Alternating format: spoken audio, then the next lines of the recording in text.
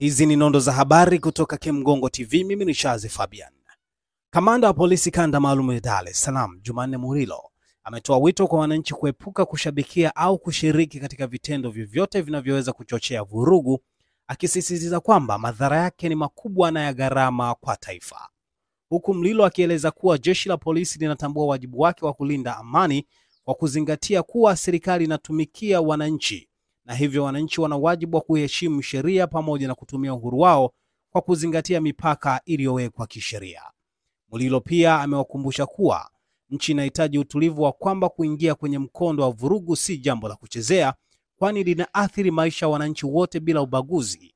Ameongeza kuwa jeshi la polisi litaendelea kusimamia sheria kuhakikisha jiji la Dar es Salaam linabaki salama, na kwamba wananchi wote wanaendelea kufanya kazi zao bila hofu. Tunaweza kuambia wahariri na wanahabari wakongwe na wale ambao ni vijana, hii nchi ni yetu. Hii nchi ni yetu.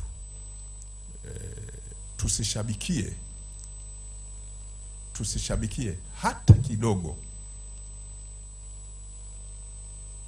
tukaenda kwenye mlengo wa kufanya tuwe kwenye vurugu. Vurugu zina gharama. Vurugu zina gharama. Kuna mambo ya kujaribu, lakini kuna mambo hata kwa taaluma hupaswi kuyajaribu, kwa sababu chochote kikitokea, wewe na mimi, mazingira yetu yatakuwa tofauti.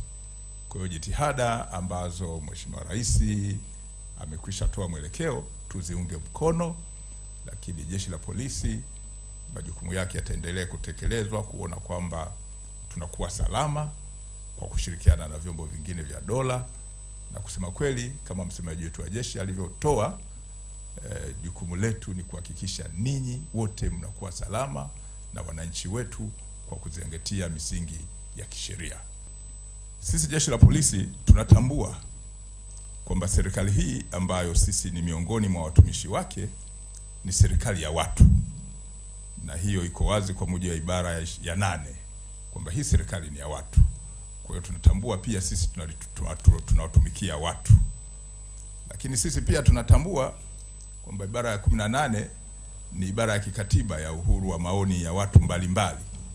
Tunatambua hayo, lakini tunatambua pia kwamba ibara ya 26 inawakumbusha watu kwamba wanao wajibu wa kuzitii sheria za nchi ili maintain hii peace na tranquility ambayo ni jukumu letu sisi.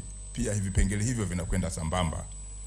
Tunatambua pia kwamba pamoja na uhuru wa maoni kuwepo chini ya ibara ya 18, lakini ibara ya 30 inatukumbusha pia mipaka kwa haki na uhuru kwa ajili ya kuhifadhi mambo ya msingi ya taifa letu.